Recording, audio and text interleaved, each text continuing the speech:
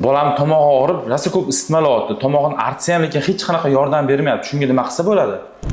Agar sizni ham bolangizda shunaqa holatlar kuzatiladigan bo'lsa, bolangizda tomog'ini arttirishdan shoshmang.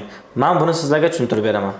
Agar bolangizni isitmasi tomog'idagi yiring bilan bog'liq bo'layotgan bo'lsa, bolangizning tomog'ini arttirganda yiring tashqariga chiqsa, bolangizning ahvoli yengillashadi. Agar yiring tashqariga chiqmasdan yon atrof to'qimalariga yoki qonga o'tsa, bolangizning ahvoli undan-da og'irlashishi mumkin. Bunaqa holatlarda bolaning tomog'ini chaydirish kerak. Bir kunda 3-4 mahal va 4-5 kungacha tomog'ini chaydirgan ma'qul.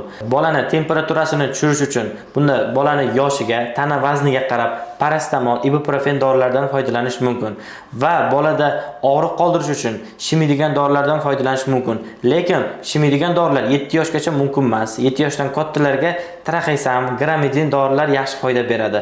Agar shimadigan dorilar ham ta'sir qilmaydigan bo'lsa, bunaqa holatlarda tomoqqa sepadigan spreylar yaxshi natija beradi. Bunaqa spreylar bolaning yoshiga, tana vazniga qarab qo'llaniladi. Kommentda plus belgisini qoldirsangiz, spreyning nomini va dozalarini sizga yuborib qo'yaman. Spreylar chaqaloqlardan katta yoshlilargacha mumkin. Bu sizlarga tomoq og'rig'iga zo'r foyda beradi. Bu videoni tomog'i tez-tez og'riydigan tanishlaringizga yuborib qo'ying.